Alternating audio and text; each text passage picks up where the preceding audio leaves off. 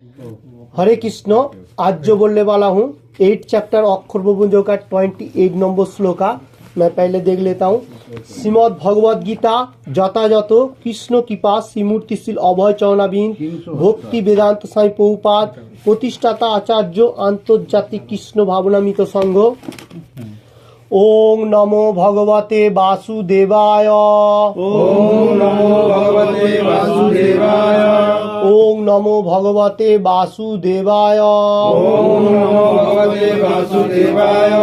ओम नमो भगवते वासुदेवाय। ओम नमो भगवते वासुदेवाय। ओके, आज जो बोलने वाला हूँ 8 चैप्टर अक्षर ब्रह्म योग का 28 नंबर श्लोका। अच्छा, मैं पहले बोलता हूँ। अष्टम अध्याय अक्षर ब्रह्म योग 28 नंबर श्लोका। वेदेषु यज्ञेषु तपसु चैव वेदेषु जैवेषु तपेषु चैव दानेषु यत् पुण्य फलम प्रदिष्टम् दानेषु यत् पुण्य फलम प्रदिष्टम् अतेति तत् सर्वविदं विदित्वा अतेति तत् सर्वविदितं विदित्वा योगी परम स्थानमयि चाद्दम योगी परम स्थान चाद्दम। ओके, फिर से मैं बोलता हूँ 8 चैप्टर अक्षर ब्रह्म योग का 28 नंबर श्लोका Shrimad Bhagavad Gita as it is से। वेदेषु यज्ञेषु तपसु चैव वेदेषु यज्ञेषु तपेषु चैव दानेषु यत् पुण्य फलम प्रदिष्टम् दानेषु यत् पुण्य फलम प्रदिष्टम् अत्यति तत् सर्वमिदं विदित्वा अतेति तत् सर्वमिदं विदित्वा योगी परम स्थानमयि चाद्दम योगी परम चाद्दम। फिर से मैं बोलने को जा रहा हूँ। वेदेषु यज्ञेषु तपसु चैव वेदेषु जैवेषु तपेषु चैव दानेषु यत् पुण्य फलम प्रदिष्टम् दानेषु यत् पुण्य फलम प्रतिष्ठम् अत्येति तत् सर्वविदं विदित्वा अतेति तत् सर्वमिदं विदित्वा योगी परम स्थानमयि चाद्दम। योगी परम स्थान मुपैति चाद्दम। ओके, फिर से मैं पूरा के पूरा एक बार बोलता हूँ। वेदेषु यज्ञेषु तपसु चैव दानेषु यत् पुण्य फलम प्रदिष्टम् अत्येति तत् सर्वविदं विदित्वा योगी परम स्थानमयि चाद्दम। ओके, कोई आदमी बोलिए। वेदेषु योगेषु तपसु चैव दानेषु यत् पुण्य फलम प्रदिष्ठतम् प्रदिष्टम् प्रदिष्ठम् वेरी गुड। अतेति तत् सर्वमिदं विदित्वा विदित्वा बा भावना विदित्वा योगी परम स्थान থানো থানো থানো দেবো এখানে কি থান ঠিক আছে না যোগী পরম স্থান মুপৈতি চাদ্দম। Very good. नेक्स्ट वेदेषु यदेषु वेदेषु यदेषु तत्सु चैव दानेषु तत् যত दानेषु यत् पुण्य फलं प्रतिष्ठम् প্রদিষ্টম দহল ঠিক আছে বলুন। ঐতেতি অত্যেতি অত্যেতি তৎ সর্বমিদম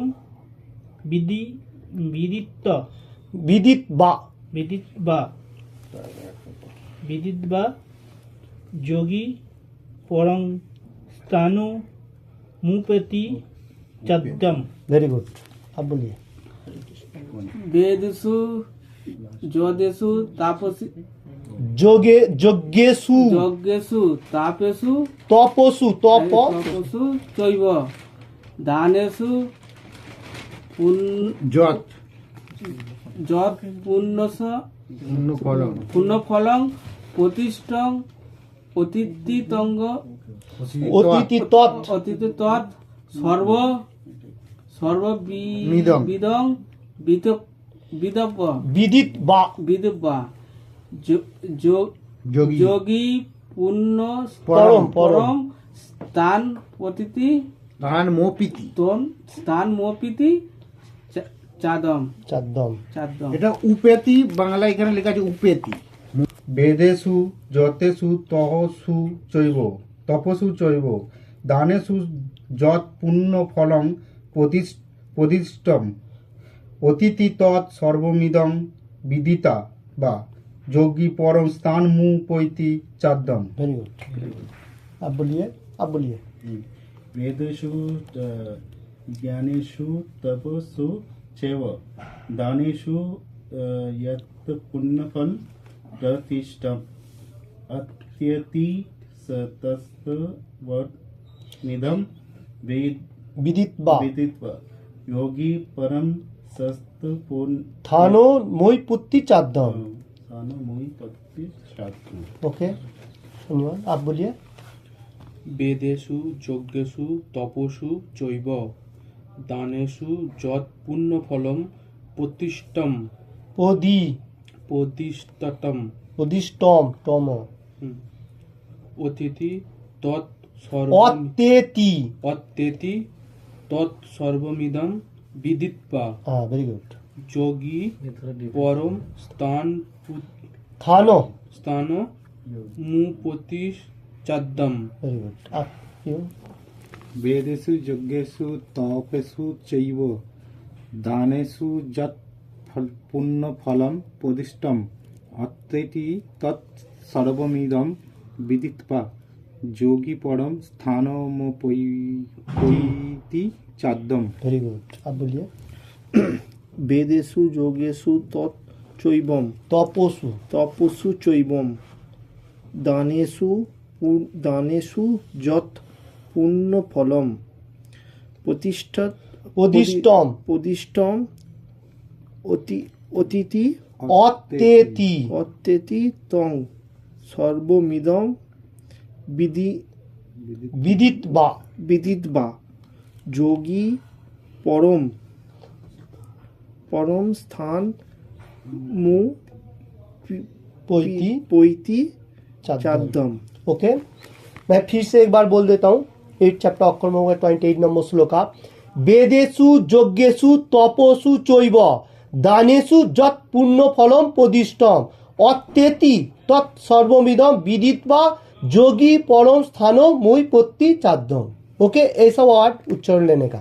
अच्छा, वर्ड बाय वर्ड मैं बोलता हूँ। बांग्ला में पहला वेदेषु, बोलो। वेदेषु वेद पाठे वेद पाठे यज्ञेषु यज्ञेषु यज्ञ অনুষ্ঠানে यज्ञ অনুষ্ঠানে তপসু তপসু তপস্যায় তপস্যায় চ চ ও ও এব এব অবশ্যই অবশ্যই দানেষু দানেষু দানে দানে যৎ যৎ যে যে পুণ্য ফলম পুণ্য ফলম পুণ্য ফল পুণ্য ফল প্রদিষ্টম প্রদিষ্টম নির্দেশিত হয়েছে নির্দিষ্ট হয়েছে অত্যেতি অত্যেতি অতিক্রম করে অতিক্রম করে তৎ তৎ সর্বম সর্বম সেই সমস্ত সেই সমস্ত ইদম ইদম এই এই বিদিত্বা বিদিত্বা জেনে জেনে যোগী যোগী ভক্ত ভক্ত পরম পরম পরম পরম থানম স্থানম স্থান স্থান উপৈতি উপৈতি প্রাপ্ত হন প্রাপ্ত হন চ চ ও ও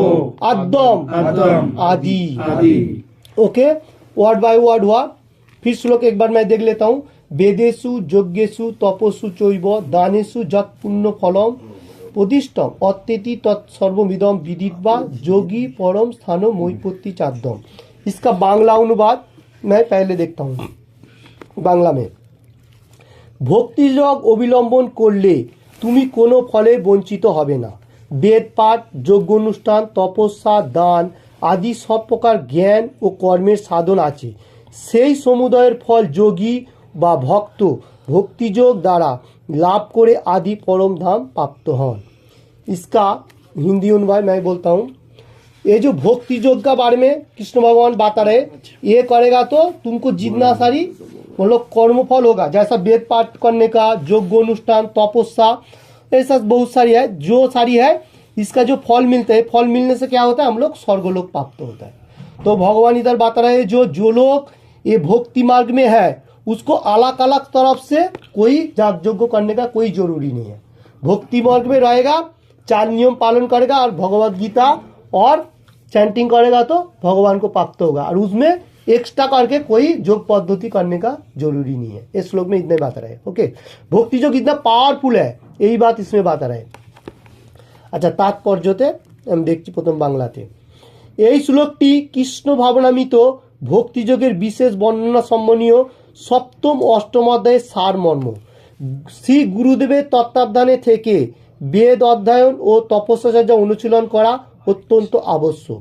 ব্রহ্মচারীকে গুরু গৃহে থেকে অনুগত ভূতের মতো গুরুদেবের সেবা করতে হয় এবং তাকে দাঁড়ে দাঁড়ে গিয়ে ভিক্ষা করে এনে গুরুদেবকে অর্পণ করতে হয়। শ্রী গুরুদেবের আজ্ঞা অনুসারী কেবল সে ভোজন করে এবং যদি একদিন গুরুদেব তাকে ভোজনে না ডাকেন তাহলে সেই দিন সে উপবাস থাকে। এগুলি ব্রহ্মচর্যের কয়েকটি বৈদিক सिद्धांत। ओके, इसका हिंदी अनुवाद मैं देखता हूँ। ये श्लोक में बताया गया है जो कृष्ण भावनामित जो मार्ग में है व भक्ति मार्ग में सप्तम और अष्टम अध्याय में जो बताया गया उसका सार है ये श्लोक जो है, ये उसका सार बताया गया। और ये कैसा है, गुरुदेव का मतलब साथ में रहते हुए वेद अध्ययन तपस्या करने का और ब्रह्मचारी करने का उसका नियम बोला गया इसमें। ओके, 20 বছর পর্যন্ত গুরুর তত্ত্ব বদনে বেদ অধ্যয়ন করার পর ব্রহ্মচারী শিক্ষার্থী পরম চরিত্রবান মানুষ হতে সক্ষম হন। বেদ অধ্যয়ন করার উদ্দেশ্যে আরাম কেদারায় উপবিষ্ট মনোধর্মী মেয়ে মনোরঞ্জন করা নয়, তার উদ্দেশ্য চরিত্র গঠন করা। এই প্রশিক্ষণের পর ব্রহ্মচারী গৃহশ্রমে প্রবেশ করে বিবাহ করতে পারে। গৃহশ্রমে তাকে নানা রকম যজ্ঞানুষ্ঠান করতে হয় যাতে তিনি অধিকতর সিদ্ধি লাভের উদ্দেশ্যে পর ও মাত্রা সাধনে সচেষ্ট হন। ভগবদ্গীতার বর্ণনা অনুযায়ী দেশ কাল বা পাত্র বিচার এবং সত্য রাজ তমগুণে প্রার্থনা নির্ণয় করে। যত পূজ্য ভক্তভাবে দান ধ্যান করাও তার অবশ্যই কর্তব্য। তার ফলে গৃহাশ্রমে থেকে নির্বত্তে হয়ে বান প্রস্তাব আশ্রম অবলম্বন পূর্বে বনবাসী হয়ে এটাকে লিখেছে গো বলঙ্ক ধারণ করে খোর কম পরিহার করে তাকে নানা রকম তপস্যায় অনুশীলন করতে হয়। এইভাবে ব্রহ্মচার্য ও বানপ্রস্থ এবং সবশেষে সন্ন্যাস আশ্রমে বিধিবিধান পালনপূর্বক তাকে জীবনে পরম সিদ্ধি স্তরে উন্নতি হতে হয়। তাদের মধ্যে কেউ কেউ স্বর্গলোক উন্নতি হন এবং তারপরে আরও উন্নতি সাধন করার পরেও পরম ব্রহ্মের নির্বিশিষ্টে ব্রহ্মজ্যোতি অথবা বৈকুণ্ঠ লোকে বা কৃষ্ণলোকে পরম মুক্তি লাভ করেন। বৈদিক শাস্ত্রে এই পথে दीर्घ दर्शन देवा हुए छे। ओके, इसका हिंदी अनुवाद मैं बोलता हूँ। तो ये जो पहला जो गुरुदेव का जो अनुगत्य में रहने का, और जो शिष्य होगा वो कैसा होगा, जो दार दार में जाके भिक्षा प्रार्थना करेगा, भिक्षा लेगा। तो वो क्या करेगा, तो भिक्षा लेके वो गुरुदेव को जाके वो जितना भिक्षा होएगा वो देगा। और शिष्य कैसा होगा, गुरुदेव का आज्ञा पालन करेगा एनी टाइम। इधर जो बताया गया उसका बारे में बता रहा हूँ, ब्रह्मचर्य पालन के लिए। तो गुरुदेव का जो आज्ञा पालन करेगा तो वो लोग कैसा होगा, जो वो अगर गुरुदेव कोई कोई टाइम पे शिष्य को बुलाता है खाने के लिए, अगर वो बुलाएगा तो फिर खाने के लिए वो आएगा, अगर नहीं बुलाएगा तो शिष्य ऐसा आज्ञा पालन करेगा तो मतलब उस दिन उपवास ही रहेगा, फास्टिंग रहेगा। जैसे एकादशी का दिन होता है वैसा हो जाएगा, क्योंकि वो गुरुदेव का आज्ञा पालन करता है। ऐसा वो कौन सा आदमी है, जो ब्रह्मचर्य पालन कर रहे हैं। ऐसा कठिन न्याय है ब्रह्मचर्य पालन के लिए, ये वैदिक सिद्धांतों में दिया गया ऐसा। और ब्रह्मचर्य में और एक चीज बताया गया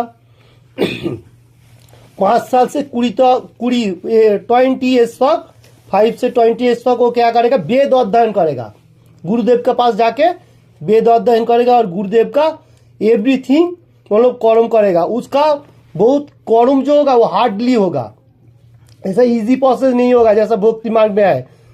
और उसका उसमें से क्या होगा, उसको चरित्र जो होगा वो पालन ही करेगा, तो उसको माइंड एवरीथिंग थोड़ा मतलब अच्छा मार्ग में आएगा, ये बात इसमें बता रहे।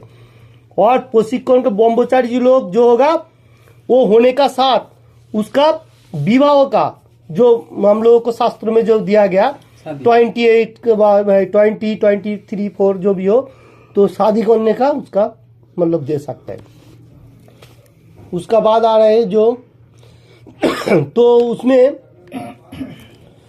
गृहस्थ होने का साथ साथ वो लोग जितना कर्म है वो करेगा, और उसमें वो लोगों को बहुत सारी कर्म होता है, जैसा मतलब थान काल पात्र हिसाब से मतलब किधर भी वो रहेगा तो क्या करेगा, उसको मतलब ये देना पड़ेगा, योग्य अनुष्ठान करने के लिए विधान दिया गया। जो लोग मतलब गाहस्थ पानपोस्त ऐसा जो आश्रम में रह रहा है वो लोगों के लिए, और वो लोग शास्त्र अध्ययन करेगा और क्या करेगा, जो वो आश्रम में रहते हुए वो लोग ये करेगा, दान कर सकता है, दान धन कर सकते हैं। उसमें क्या होगा, पुण्य कर्म होगा, पुण्य कर्म होएगा तो देवता लोक में जाएगा, ऐसा बात इसमें बात है। और पुण्य कर्मों का भी जो दान ध्यान करेगा उसका भी हिसाब है कि कौन सा पात्र में वो दान कर सकते हैं, वो देखने का। कोई आदमी को ऐसा आदमी को कोई भी आदमी ऐसा देखेगा तो दान नहीं कर सकते, अच्छा आदमी होगा तो फिर दान देगा तो फिर अच्छा होगा क्योंकि आप दूसरा किसी को ऐसा पैसा देगा वो खराब काम पे लगाएगा, वो दान आपको ही कर्म का फल आएगा। इसमें बताया गया जो लोग नीच श्रेणी आदमी होगा, जैसा मतलब दारू पीने वाला जो एवरीथिंग होगा, वो लोगों के लिए बताया गया, जो उसको दान करेगा तो हम लोगों को ही नुकसान है। तो इसलिए ब्रह्मचारी होके गाहस्थ बानपोस्त, इसका बाद वो बानपोस्त में रहते हुए फिर सन्यास ले सकता है, इसमें जो बताया गया। उसका बाद बांग्ला में मैं देखता हूँ তবে কৃষ্ণ ভাবনামিতে সৌন্দর্য হলো এই যে কেবল ভগবানের ভক্তি করা একটি মাত্র সাধন মাত্রই এই সমস্ত আশ্রম এবং বৈদিক কর্মকাণ্ডের সমস্ত আচার অনুষ্ঠান অতিক্রম করা যায়। जिज्ञासादी कर्मकांड मतलब ब्रह्मचर्य गाहस्थ बानपोस्त ये लोग ने किया तो कृष्ण भावनामी तो मार्ग में रहेगा, मैंने कृष्ण कॉन्शियसनेस में रहेगा तो उसका एक अच्छा फल मिलने वाला है, जैसा भक्ति मार्ग में रहेगा। ये सब कर्मों का कोई जरूरी नहीं है, वो डायरेक्टली कृष्ण भगवान का मार्ग में जाएगा, कृष्ण भगवान को प्राप्त होगा, यही श्लोक में रहता है। उसका बाद मैं देखता हूँ इदम विदित्वा शब्द दुटिर द्वारा এখানে বোঝানো হয়েছে যে ভগবত গীতার এই অধ্যায়ে 7ম অধ্যায়ে শ্রীকৃষ্ণ প্রদত্ত উপদেশ বোঝা উচিত। পুঁথিগত বিদ্যা বা জল্পনা কল্পনার মাধ্যমে বোঝবার চেষ্টা না করে ভক্ত সঙ্গে বা শ্রবণের মাধ্যমে হৃদয়ঙ্গম করার চেষ্টা করা উচিত। 7ম থেকে শুরু করে দ্বাদশ পর্যন্ত অধ্যায়গুলি ভগবত গীতার সারমর্ম। প্রথম 6টি অধ্যায় এবং শেষের 6টি অধ্যায় যেন মাঝের 6টি অধ্যায়কে আবৃত্ত করে রেখেছে, যেগুলি বিশেষভাবে স্বয়ং পরমেশ্বর ভগবানের দ্বারা সুরক্ষিত হয়েছে। যদি কোনো ভাগ্যবান ভক্ত সঙ্গে ভগবদ গীতা বিশেষ করে মাঝখানে এই 6টি অধ্যায়ের তত্ত্ব যথাযথ হৃদয়ঙ্গম করতে পারেন, তাহলে তার জীবন সমস্ত তপ যজ্ঞ দান ধ্যান মনোধর্ম আদির ঊর্ধ্বে দিবাকীর্তির দ্বারা গৌরবান্বিত হয়, কেননা শুধুমাত্র কৃষ্ণ ভাবনার মাধ্যমেই তিনি এই সব রকম কর্মের সুফল অর্জন করতে পারেন।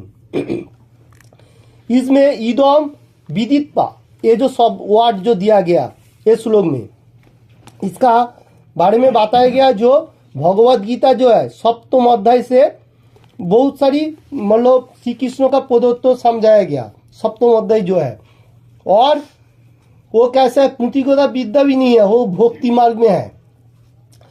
और 7म अध्याय से 8म 9म 10म जो 6 अध्याय है ये भक्ति मार्ग में बताया, और पहला 6 अध्याय जो रहेगा वो कैसा है, और मिडिल में जो है और एंड में जो है टोटल 3 पॉइंट में बांटा गया ये मतलब भगवत गीता। मिडिल में जो पॉइंट है वो भक्ति मार्ग के लिए बताया, वो सब इंपॉर्टेंट मार्ग है जो भक्ति मार्ग में है।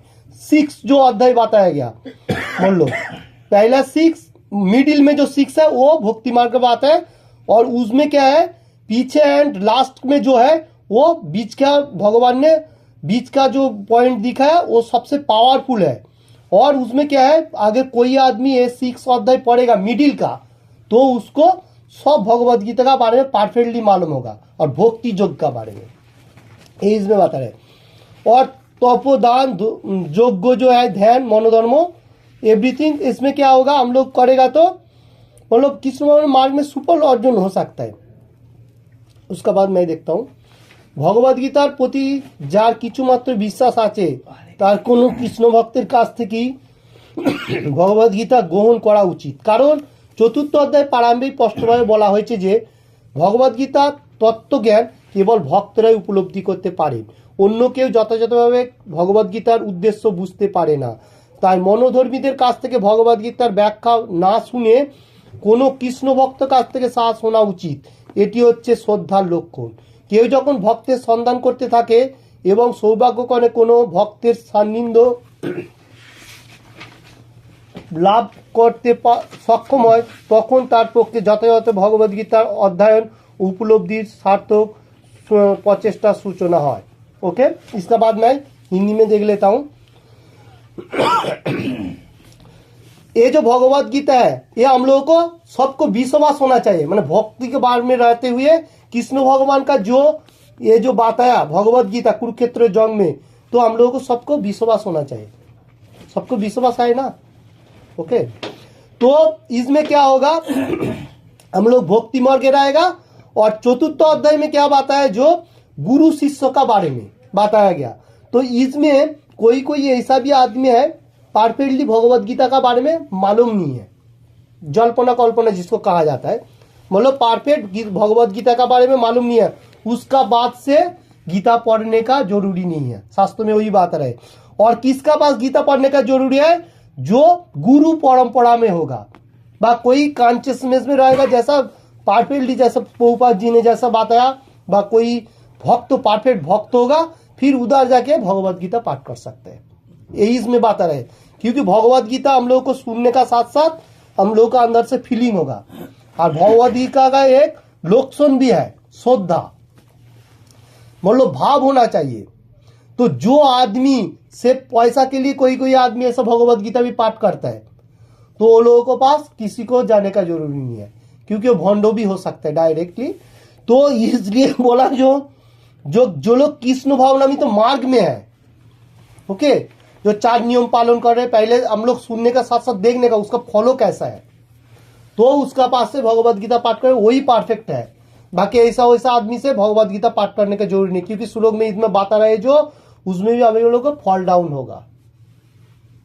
ओके, तो भक्ति मार्ग में रहेगा, तो भक्ति का संदर्भ मतलब जो लोग अभी नया नया है वो लोग कैसा करने का, जिधर अच्छा क्लास हो रहा है उधर सुनने का और गीता का साथ कंपाइज करने का, फिर मालूम होगा जो वो क्या बोल रहा है, फिर उसको अच्छा क्या बुरा सोचने को सोचे।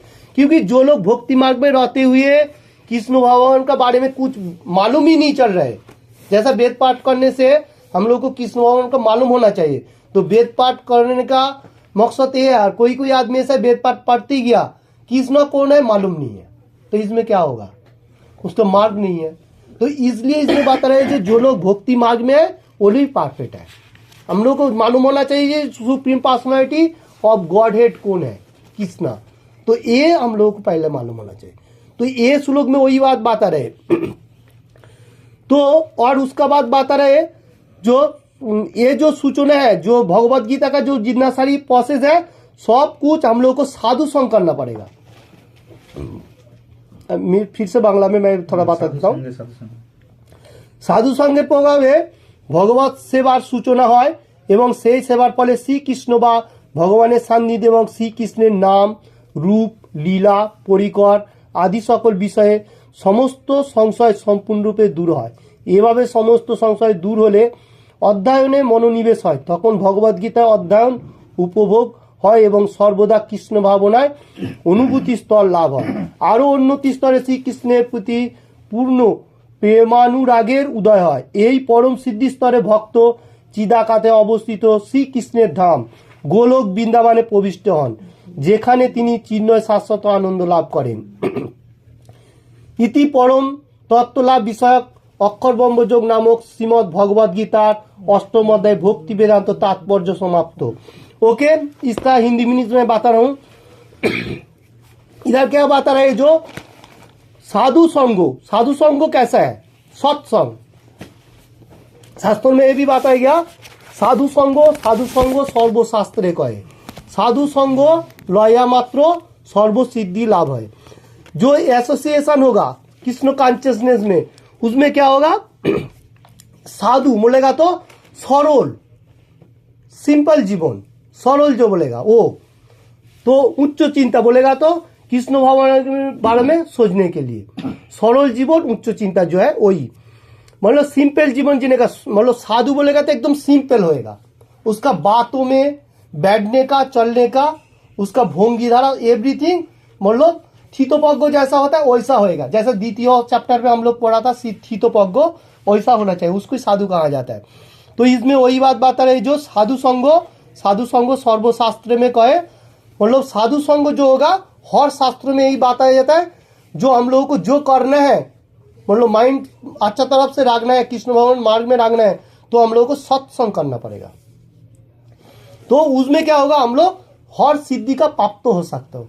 माइंड फेज रहेगा तो हम लोग कृष्ण भगवान के मार्ग में जाएगा।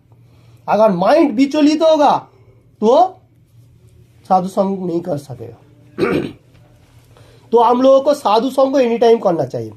हफ्ते में 2 दिन 3 दिन करना चाहिए ऐसे एसोसिएशन जो है क्लास करने का, शनिवार संडे ऐसा, और रूम पे हर रोज एक श्लोक लेने का, मतलब प्रैक्टिस करने का, और जैसा चैंटिंग दिएगा वैसा करने का। तो इसमें क्या होगा, हम लोगों को जो अंदर कोलुस है वो दूरीभूत होगा, हम लोगों को माइंड भी फ्रेश होएगा। और कृष्ण भावनामृत मार्ग में हम लोगों को इसमें कृष्ण भावनामृत मार्ग में बहुत सारी प्रोसेस भी है।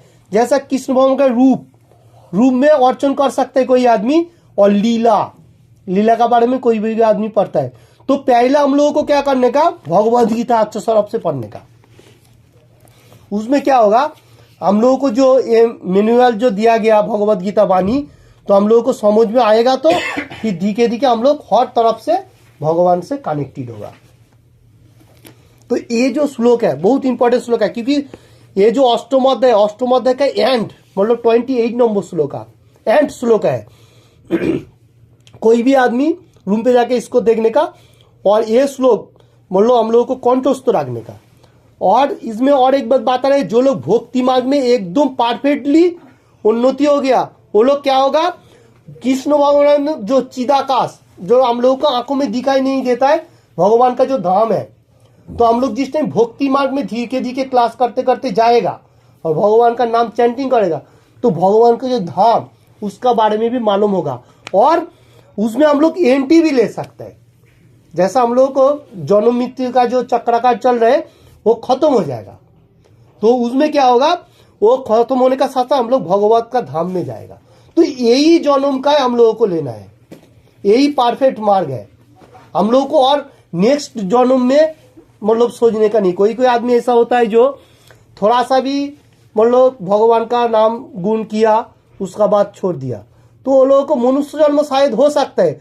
अगर मनुष्य जन्म नहीं हो तो फिर क्या करेगा। इसलिए इस श्लोक में जो बात है जा रहा है, जो हम लोग को यही जन्म में परफेक्ट होने का, जो आदमी सुन रहा है, सुनने का साथ साथ हम लोग को क्या करने का, चैंटिंग करने का। जैसा हरे कृष्ण कृष्ण कृष्ण हरे हरे, हरे राम राम राम हरे हरे, ऐसा हर रोज एक माला करने का, एक माला से 2 माला, ऐसा 16 माला होएगा, फिर 16 माला चलते रहेगा। यही हम लोगों को मकसद है। तो इसमें क्या होगा, जितना हम लोग चैंटिंग करेगा तो हम लोगों को मतलब जो कोलू से अंदर का वो धीरे धीरे निकल जाएगा। ये श्लोक में वही बात रहे, जो लोग भक्ति मार्ग में है वो लोग परफेक्ट है, और जो लोग कोई ध्यान योग्य और क्या क्या है वो लोग क्या होता है, देवता लोग को पास जा सकता है, उसका बाद बैक होएगा। क्योंकि हम लोग पहले भी पढ़ा था, बम्बा जी का पास जो लोग जा रहे हैं वो लोग भी बैक हो रहे हैं। जिस टाइम बम्बा जी का 100 साल हो जाएगा, उसको बम्बाजी भी चला जाएगा, उसका तेज भी खत्म हो जाएगा। तो उस लोगों को, भक्त लोग जो लोग रहेगा, वो लोग अगर भगवान का प्रार्थना किया कि बम्बाजी भी प्रार्थना किया कृष्ण भगवान का, तो वो लोगों को लेके मतलब भगवत धाम में जा सकेगा, नहीं तो वहां से भी लैक होगा।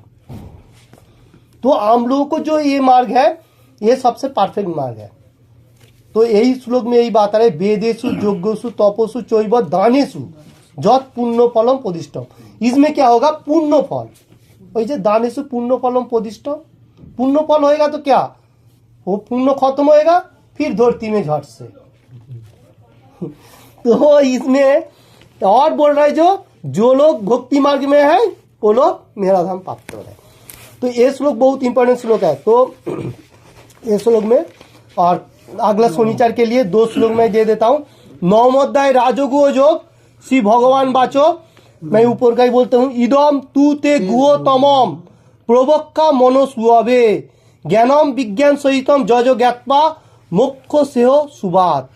ओके, श्री भगवान उब्राचो 9वां अध्याय राजगुह योग, इदम तू ते गुह तमम प्रवक्खामी अनुसुआबे, ऐसा भी बोल सकते हैं, ज्ञानम विज्ञान सहितम जत ज्ञात्वा मोक्ष से अशुभात, ये भी बोलेगा और ऐसा भी बोलेगा, चलेगा।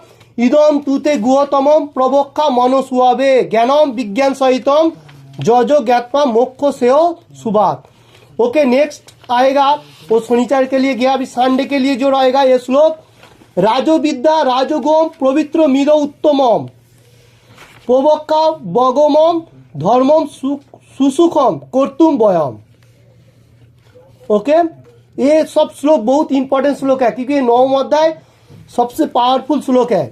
राजो विद्या राजोगम पवित्र मिदो मुत्तमम प्रत्यक्षा बगमम धर्मम सुसुखम कर्तुम वयम। अभी इसका नीचे का भी काट काट करके बोल सकते हैं, राजो विद्या राजोगम पवित्रम इदम उत्तमम प्रत्यक्ष अवगमम धर्मम सुसुखम